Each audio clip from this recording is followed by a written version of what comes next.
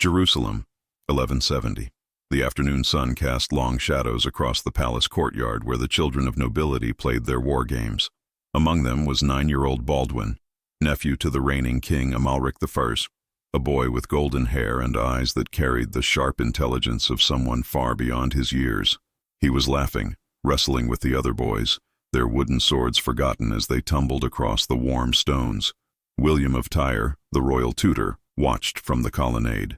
He had been educating the prince for 2 years now, and he had grown fond of the boy. Baldwin was exceptional, quick-witted, curious, with a natural grasp of languages and an almost unsettling ability to understand political complexity. He would make a fine king someday, William often thought, though that day seemed distant.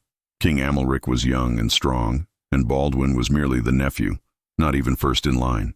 Before we begin this journey into one of Jerusalem's darkest and most unspeakable stories, I need to ask you something. Where are you watching from? Drop your location in the comments. And if this is your first time on our channel, subscribe now, because what you're about to hear is a story that official history tried to bury, but memory refused to forget. The game had turned rougher.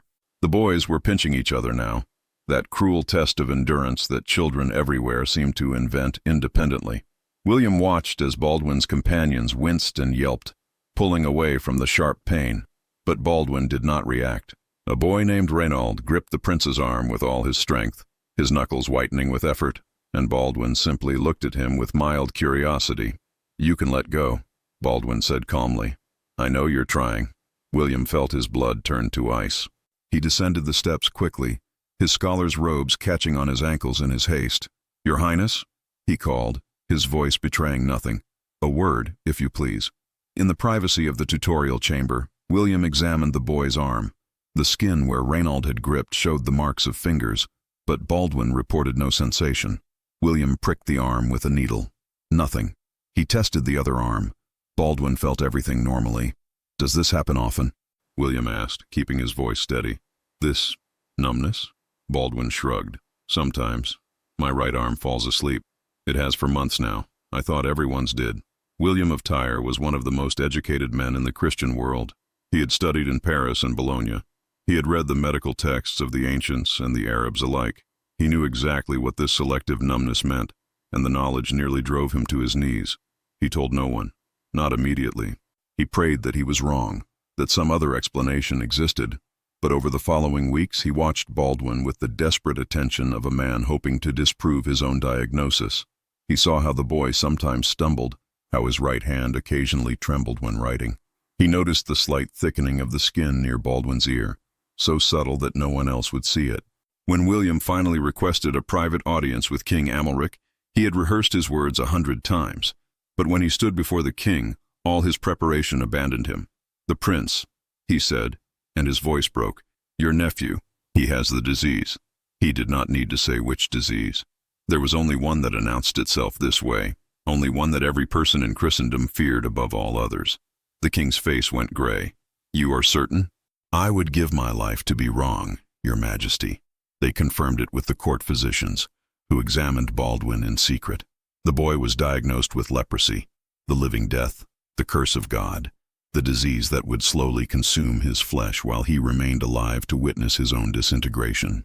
Medieval medicine offered no treatment, no cure, no hope. A leper's fate was exile, isolation, and a prolonged death that could take decades of agony. But Baldwin was not just any leper.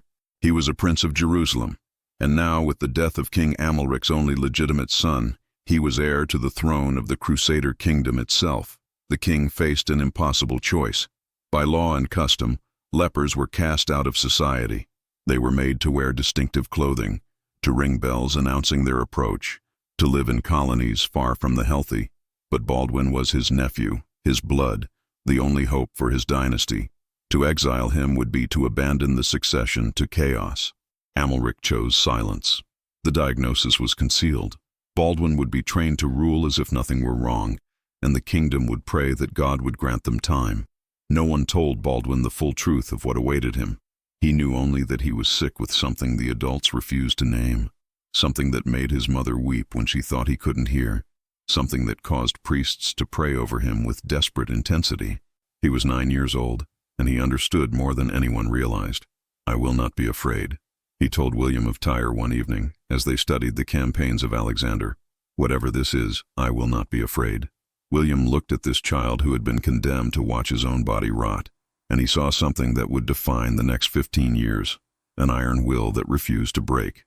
The disease would take everything from Baldwin, his flesh, his sight, his hands, his face, but it would never take his courage. The king's physicians estimated that Baldwin might live to 20, perhaps 25, if God was merciful. They were wrong about many things, but they were right about one. This boy's life would be a race against decay, a desperate sprint to accomplish what other kings had decades to achieve, and Baldwin would run that race until his ruined legs could carry him no more. King Amalric I died suddenly in 1174, struck down by dysentery at the age of 38. The kingdom reeled. The king had been strong, competent, a steady hand in a land surrounded by enemies. His death left a vacuum, and into that vacuum stepped a 13-year-old boy whose right arm was already withering. The coronation of Baldwin IV took place in the Church of the Holy Sepulchre, the most sacred site in Christendom, built over the tomb where Christ himself had lain. The nobles of Jerusalem watched as the crown was placed upon the head of a child they knew to be dying. Some wept openly. Others calculated how long until they would need to find a replacement. Baldwin understood their calculations. He had his mother's intelligence and his uncle's political instincts. He saw the sidelong glances, the whispered conversations that stopped when he approached. He knew that powerful men were already positioning themselves to control him or replace him. The first year of his reign was a masterwork of survival. His mother, Agnes of Courtenay, fought for influence. The great lords jockeyed for position. Raymond III of Tripoli, Baldwin's cousin and the most experienced military commander in the kingdom, was appointed regent. But everyone understood that this was a temporary measure. The moment Baldwin proved himself incapable, Raymond would face challenges from every ambitious baron in the realm. But Baldwin proved himself capable. Despite his youth, despite the numbness spreading through his arm, he threw himself into the business of kingship with fierce determination. He attended every council meeting, questioned every decision, demanded explanations from his advisors until he understood not just what they recommended, but why. His mind was sharp, his memory exceptional, his grasp of strategy sophisticated beyond his years. "He thinks like a man of 40, Raymond of Tripoli reportedly said, trapped in the body of a dying child. The disease progressed slowly but relentlessly. Baldwin learned to hide his symptoms, to position his weakening arm so that others wouldn't notice, to excuse himself before the fatigue became visible. He developed strategies for governance that didn't require physical strength, ruling through words and presence rather than through sword and horse. But he knew he could not hide forever. The kingdom of Jerusalem was surrounded by enemies, and its king was expected to lead in battle.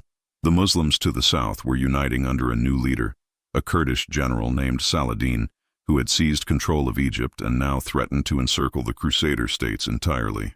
War was coming, and Baldwin would have to fight it. In 1177, Saladin made his move.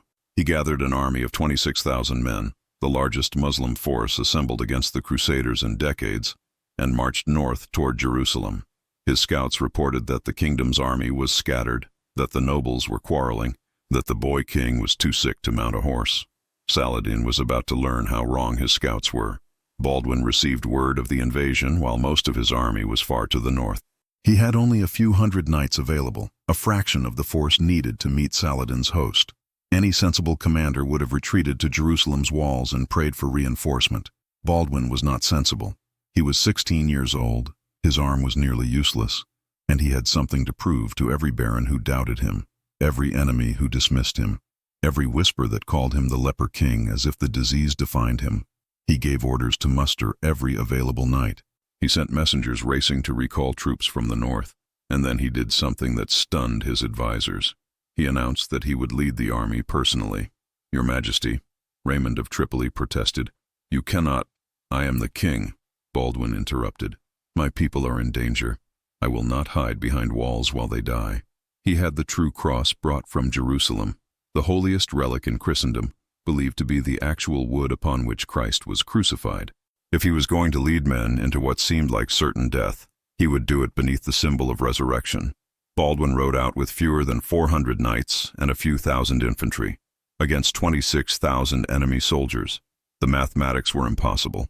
The outcome seemed certain, but Baldwin understood something about war that his enemies did not. Numbers were not everything.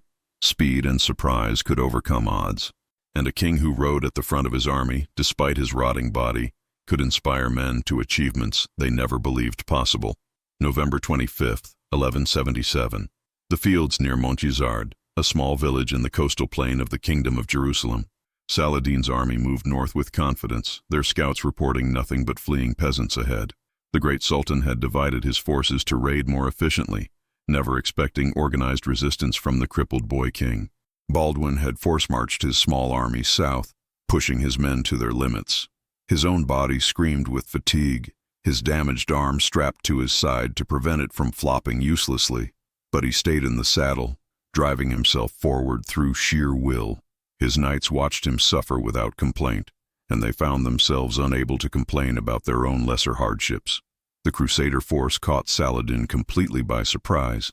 The Muslim army was spread out, many soldiers separated from their units, engaged in looting and foraging.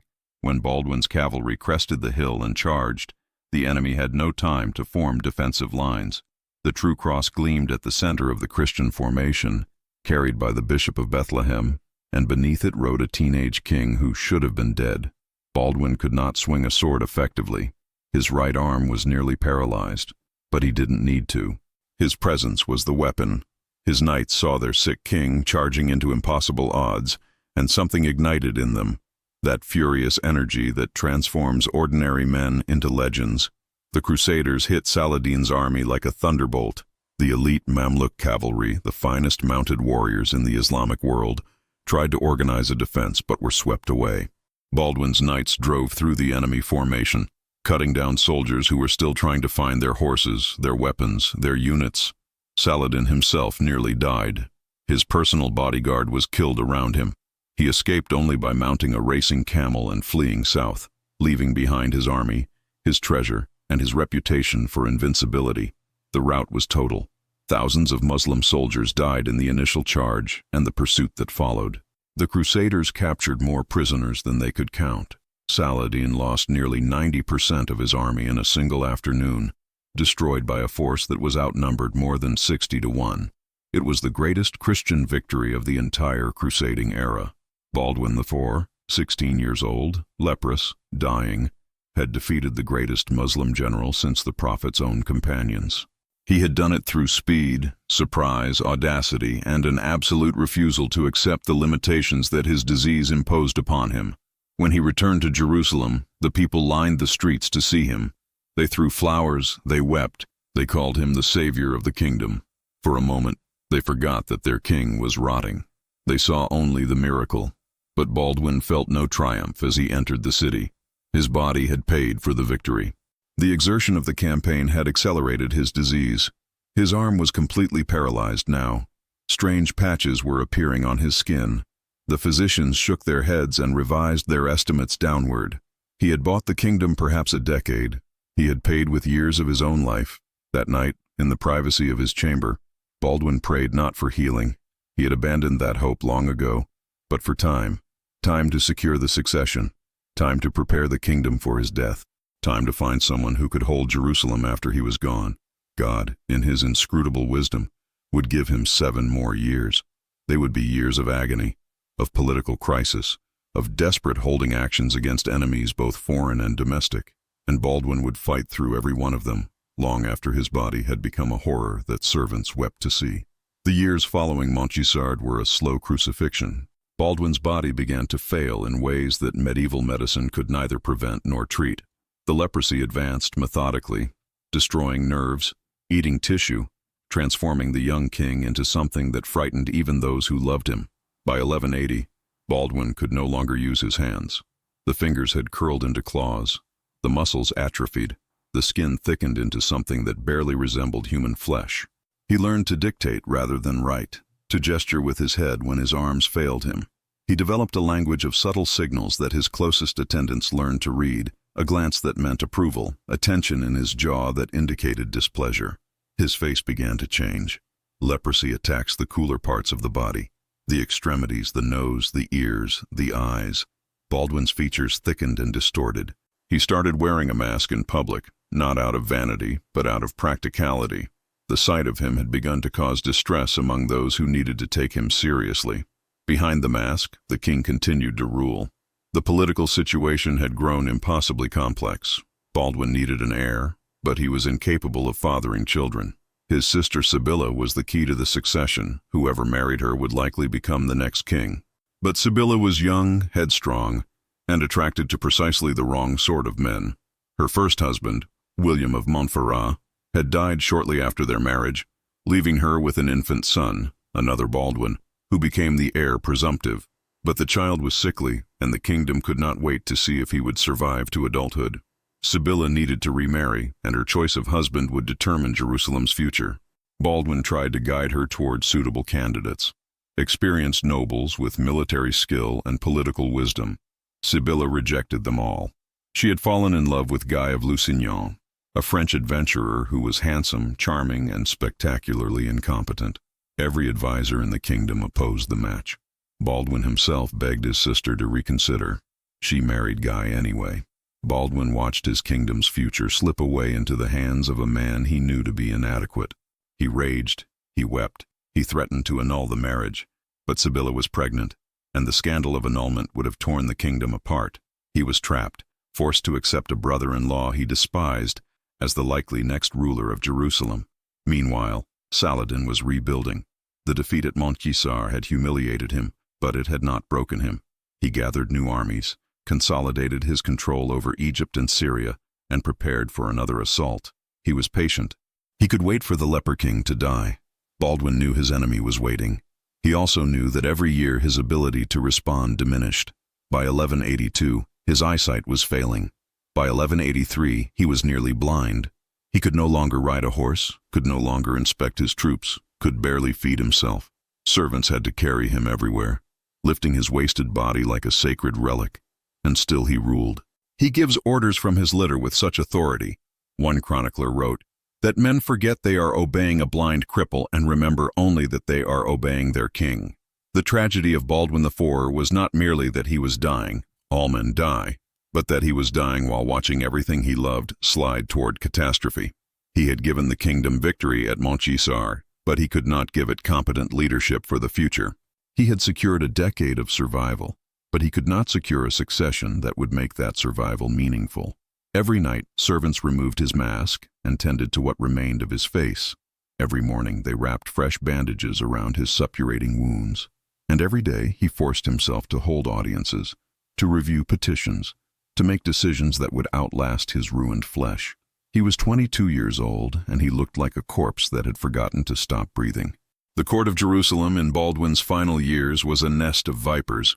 Every faction saw the dying king as an opportunity rather than a sovereign. They circled his sickbed like scavengers, waiting for the moment when they could seize power from his failing hands. Guy of Lusignan, now married to Princess Sibylla, led one faction.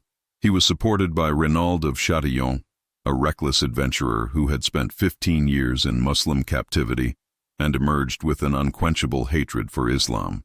Renaud conducted raids on Muslim caravans even during truces, deliberately provoking conflicts that Baldwin then had to resolve. Raymond III of Tripoli led the opposing faction. He was experienced, cautious, and genuinely concerned about the kingdom's survival. But he was also ambitious, and many suspected he wanted the crown for himself. He despised Guy as an incompetent newcomer, and Renaud as a dangerous madman. Baldwin tried to navigate between these factions, using what remained of his authority to prevent open civil war. He stripped Guy of the regency when Guy proved incapable of commanding an army. He imprisoned Renaud when Renaud's raids violated yet another truce. He promoted Raymond to positions of power, hoping that experience would prevail over ambition, but his interventions grew weaker as his body failed. Men who would have obeyed him instantly in 1177 now hesitated, calculating whether the king would live long enough to punish their defiance. The rot in his flesh seemed to spread to his authority. In 1183, Saladin launched another major invasion. Baldwin, now almost completely blind and unable to walk, insisted on being carried to the front with the army. The sight of their dying king being borne on a litter alongside the true cross still stirred the Crusader knights. But this time, Guy of Lusignan was nominally in command. Guy proved exactly as incompetent as Baldwin had feared. He allowed Saladin to maneuver freely, avoided battle when battle might have been advantageous, and ultimately watched as the Muslim army devastated large sections of the kingdom without facing significant opposition. Baldwin was carried back to Jerusalem in despair. His body was failing, his kingdom was failing, and the man who would likely inherit both was demonstrably incapable of preserving either. The king made a desperate decision. He would crown his nephew, his sister's young son, Baldwin V, as co-king, establishing the succession before his own death. It was an unusual move, designed to bypass Guy of Lusignan and place the crown directly on the head of a child who might, with proper regents, grow into a capable ruler. The coronation of the child king took place in 1183. Baldwin IV, who could no longer walk or see, had to be carried to the ceremony. Witnesses described the moment when the dying king placed the crown upon his nephew's head, the rotting hands reaching out with painful slowness, the masked face turning toward a child he could no longer see. The king wept behind his mask, one account recorded, but no one could tell whether from grief or from hope. Baldwin IV was 5 years old. His uncle had perhaps a year to live. The kingdom's fate now rested on the survival of one sickly child and the good behavior of a court full of ambitious predators. Neither was likely. 1184 brought what everyone knew would be Baldwin's final military efforts. Saladin was pressing again, testing the kingdom's defenses, probing for weakness, and the kingdom, paralyzed by faction, seemed incapable of responding. Baldwin forced himself out of his sickbed one last time. He could not ride, could not walk, could barely speak above a whisper. But he ordered himself carried on a litter to Kerak, where Renaud of Chatillon was hosting the wedding of his stepson, and where Saladin had laid siege with a massive army. The journey nearly killed him. The jolting of the litter caused his wounds to reopen. Blood seeped through his bandages. His attendants begged him to turn back, but Baldwin refused. His kingdom was under attack, and he would respond even if it destroyed him. The sight of the king's litter approaching the siege lines had its usual effect on the Crusader army. Men who had been demoralized by months of Saladin's pressure suddenly found their courage. The Muslim soldiers, meanwhile, watched with something approaching awe as the leper king, a man who by all rights should have been dead, came personally to challenge their sultan. Saladin, who had faced Baldwin at Montgisard, understood what he was seeing. This was not merely an enemy commander. This was a symbol, a demonstration of will that transcended physical limitation. According to Muslim sources, Saladin expressed admiration for the young king who refused to die, who kept fighting despite everything his disease had taken from him. The siege was lifted. Saladin withdrew, unwilling to fight with the leper king present.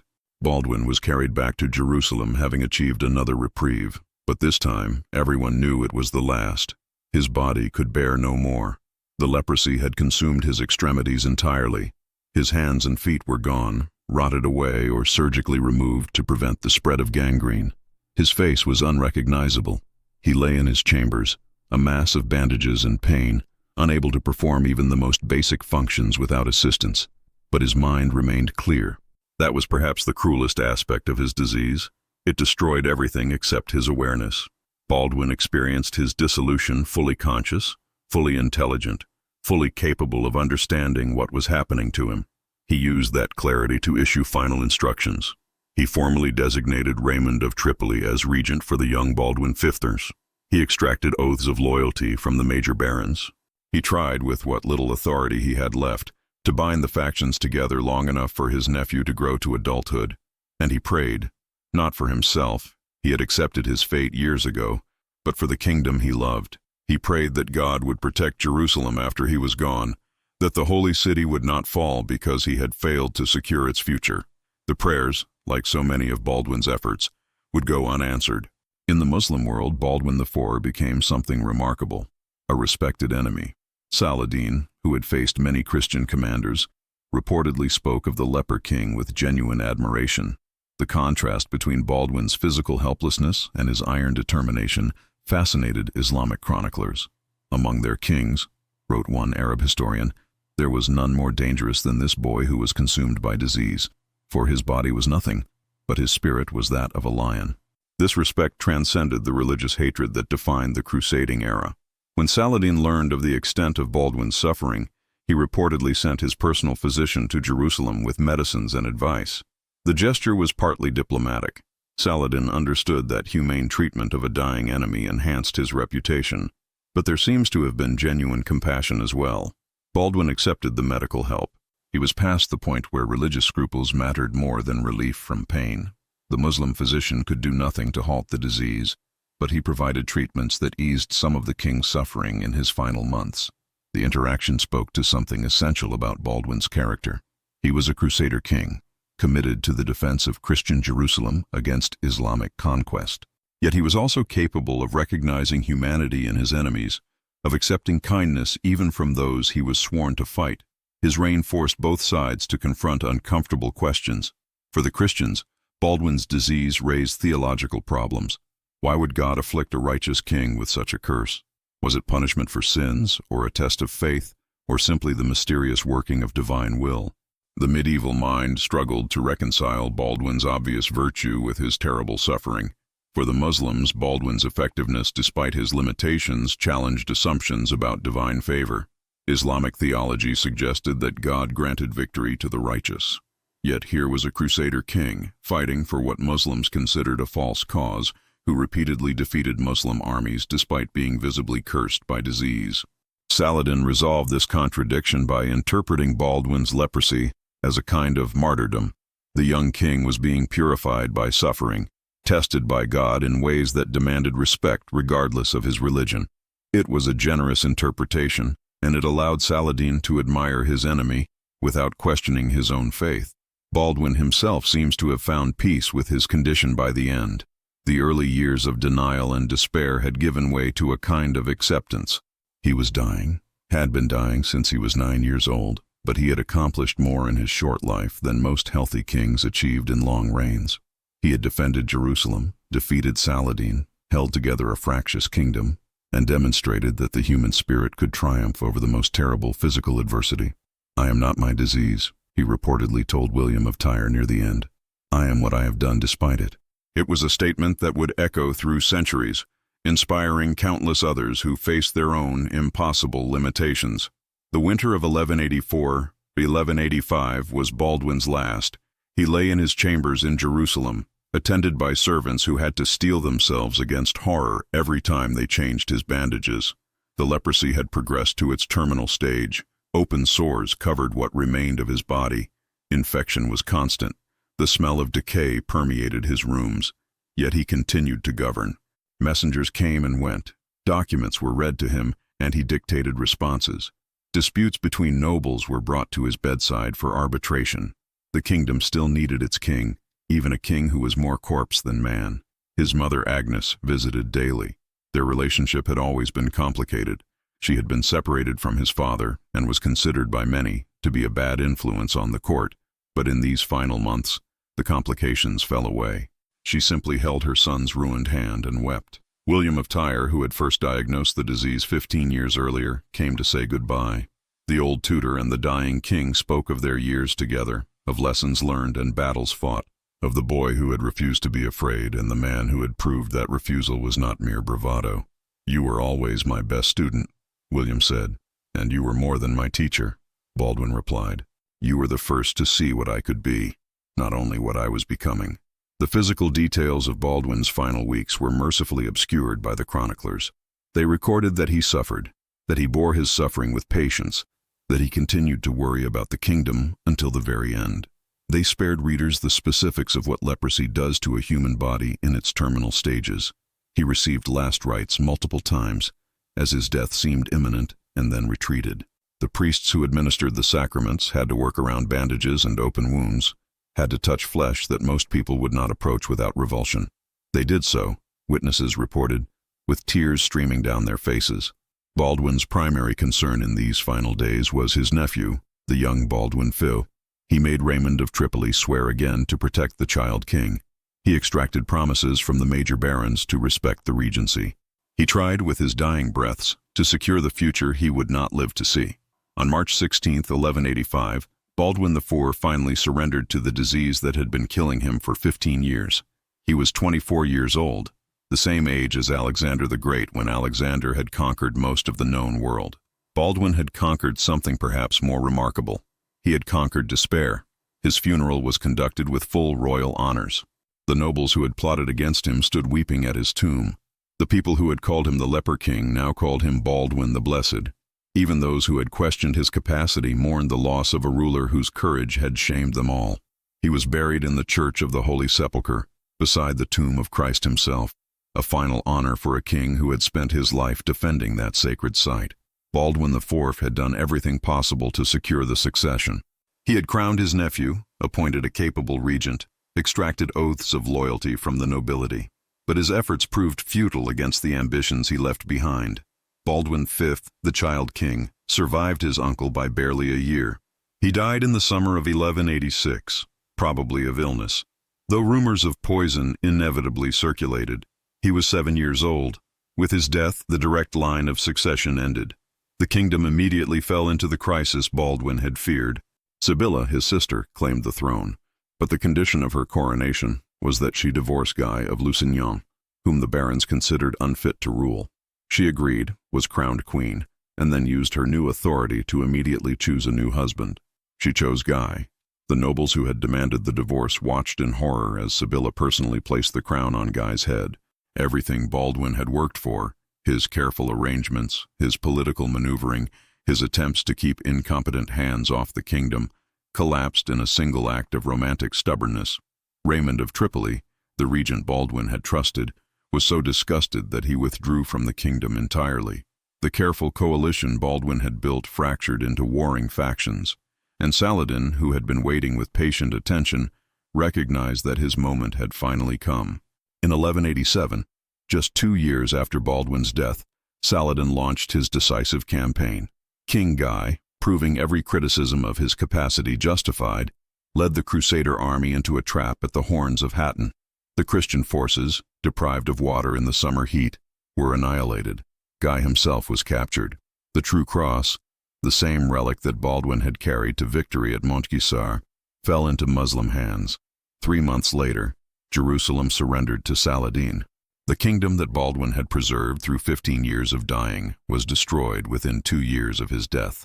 Every nightmare he had foreseen during those last bedridden months came true. The incompetent leadership, the factional infighting, the military disaster. He had predicted it all, and his predictions proved exact. Some historians argue that Baldwin's death made no difference, that the kingdom was doomed regardless, that the demographic and strategic realities made Muslim reconquest inevitable. Others contend that a healthy Baldwin, given a normal lifespan, might have navigated the crisis successfully, that his combination of military skill and political intelligence could have preserved what lesser rulers lost. The question can never be answered. What can be said with certainty is that the kingdom fell apart the moment his steadying hand was removed. Whatever limitations his disease imposed, his presence had held together forces that flew apart without him. 8 centuries after his death, Baldwin IV remains one of history's most remarkable figures. His story has been told and retold, transformed into novels, depicted in films, studied by historians trying to understand how a dying teenager held together a kingdom that healthy men could not preserve. The questions his life raises are timeless. How do we measure a person's worth? By their physical capabilities or by their achievements despite limitation? What does it mean to lead when your body is failing? How do we find purpose when death is not just certain but visible, progressing day by day before our eyes? Baldwin answered these questions not with words but with action.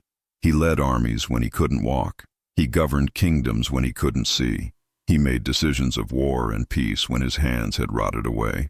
He demonstrated that the human spirit is not bound by the human body, that will can transcend flesh in ways that seem almost miraculous. His story also serves as a cautionary tale about succession and institutional fragility.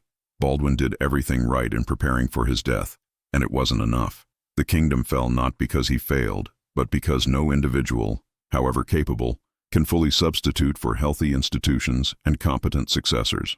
His personal excellence could not compensate for the flaws in the system he served. The medieval chroniclers saw Baldwin's life as a demonstration of divine mystery, God testing a soul through suffering, purifying gold in the hottest fire. Modern readers are more likely to see it as a demonstration of human potential, what people can accomplish when they refuse to let circumstances define them. Both interpretations contain truth. Baldwin was shaped by his faith, sustained by his belief that his suffering had meaning, guided by his conviction that God had placed him in Jerusalem for a purpose, but he was also simply a remarkable human being, someone who looked at impossible odds and chose to fight anyway. His tomb in the Church of the Holy Sepulchre was destroyed when Saladin took Jerusalem, not out of disrespect, but as part of the general transformation of the church into a mosque. Later, when the Crusaders briefly retook the city, they could not find his remains. Baldwin, like so much of his kingdom, had been erased by time, but his memory persisted. His story was preserved in chronicles and histories, passed down through generations, revived whenever people needed reminding that human beings are capable of more than their bodies suggest. He became a symbol of courage, of determination, of the refusal to surrender to circumstances. In the end, that may be the truest measure of Baldwin IV. His kingdom fell. His dynasty ended. His tomb was lost. But 800 years later, we are still telling his story, still inspired by a teenager who was told he was dying and responded by becoming one of the most remarkable kings the medieval world ever produced. He was the leper king. He was Baldwin the Blessed. He was a boy who felt no pain in his arm and grew into a man who felt every pain of his kingdom in his heart. And he never stopped fighting, not until there was nothing left of him to fight with.